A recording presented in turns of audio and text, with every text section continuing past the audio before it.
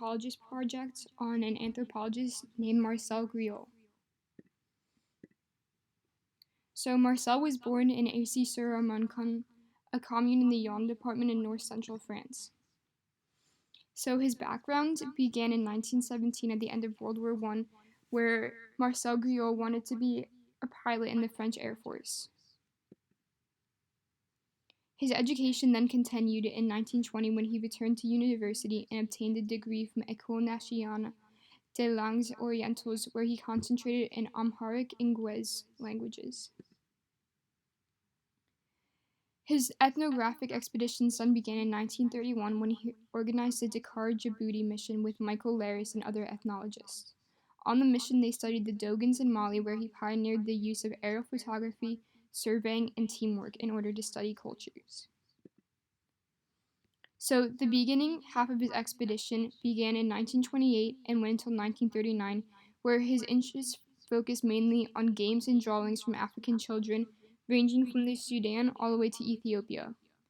In a series of articles called Documents that Griaule wrote after his mission, he explained his theory that children's games provide the most realistic descriptions because of their proximity to everyday life and their independence from myth. And he said that Ethiopian children seemed to play with toys as they would with words, giving them several meanings. The second half of his expedition, Griaule focused mainly on adults. Griaule met Auguste Menelli, an old blind sage. He interviewed him for 33 days, and the man introduced Griaule to Dogon mythology and cosmogony. He reported in his book Deu, God of Water, in which he said that games and toys are linked to mythical entities and that play is the act of putting the world back in order according to God. So Griaule's main contributions to ethnography at the end of all of this was that he demonstrated that the Dogon oral cosmogony was just as important as Western cosmogonies. Following his ethnographic tours, in the outbreak of the Second War, Griaule was drafted again into the French Air Force. And later, after World War II, he served as the inaugural professor of the first chair of anthropology at the University of Paris, Sorbonne, and was an advisor to the French Union.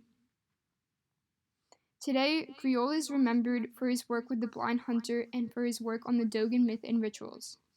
However, he is criticized by many anthropologists who claim that he underestimated the Western influence in the astronomical knowledge of the Dogons. And this is my works cited.